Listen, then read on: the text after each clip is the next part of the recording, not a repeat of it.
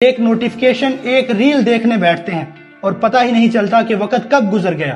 ہمیں لگتا ہے کہ ہم موبائل چلا رہے ہیں، لیکن در حقیقت موبائل ہمیں چلا رہا ہوتا ہے۔ جب بھی کوئی آپ کی پوسٹ پر لائک یا کمنٹ کرتا ہے یا کوئی نوٹیفیکیشن آتا ہے تو دماغ میں ایک کیمیکل خارج ہوتا ہے، ڈوپامین۔ یہ وقتی خوشی دیتا ہے، مگر وقت کے ساتھ یہ خوشی ایک خطرناک عادت بن جاتی ہے۔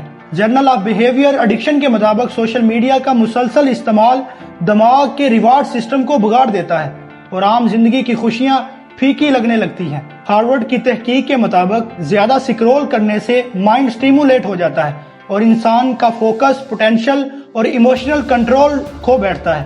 اب دماغ صرف فوری انعام کا عادی ہو چکا ہے، بس فوری لطف، فوری ویڈیو اور فوری لائک، اور پھر وہی خالی پن۔ 2023 کی گلوبل سکرین ٹائم رپورٹ کے مطابق ہر شخص روزانہ 6 گھنٹے سکرین پر گزارتا ہے، جبکہ نوجوان روزانہ 8 گھنٹے آن لائن رہتا ہے، جس پر 70% وقت صرف سوشل میڈیا پر صرف ہوتا ہے۔ یہ کوئی اتفاق نہیں، یہ ایک منصوبہ بند جال ہے۔ گوگل، ٹک ٹاک، میٹا جیسی کمپنیاں ماہر نفسیات ڈیولپرز کے ساتھ ایسی AI ایپس بناتی ہیں جو آپ کے ذہنی کمزوریوں کو پہچان کر آپ کو سکرول کرنے پر مجبور کرتی ہیں۔ آپ سمجھتے ہیں کہ ایپس مفت ہیں، مگر اصل میں آپ ہی پروڈکٹ ہیں۔ آپ کا وقت، توجہ، ڈیٹا، یہی تجارت ہے۔ ہم دن کا ایک بڑا حصہ سکرین پر خرچ کرتے ہیں اور بدلے میں ملتا صرف وقتی خوشی اور ذہنی تھکن۔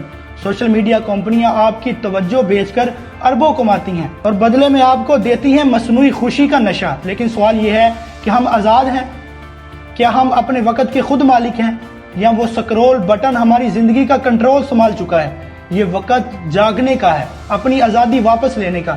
روز کچھ وقت موبائل سے دور گزاریں، کچھ ایسا کیجئے جو آپ کو سکون دے، سکھائے اور آپ کو حقیقت میں کامیاب بنائے۔ اس ویڈیو کے بعد ایک لمحہ رکیے اور دل سے پوچھیں، کیا میں زندہ ہوں یا صرف سکرول کر رہا ہوں؟ اگر یہ بات دل کو لگے تو کمنٹ میں لکھیے کہ میں اپنے وقت کا محافظ ہوں، اور اس پیغام کو دوسروں تک بھی پہنچائیں، شاید کسی اور کی آنکھ بھی کھل جائے۔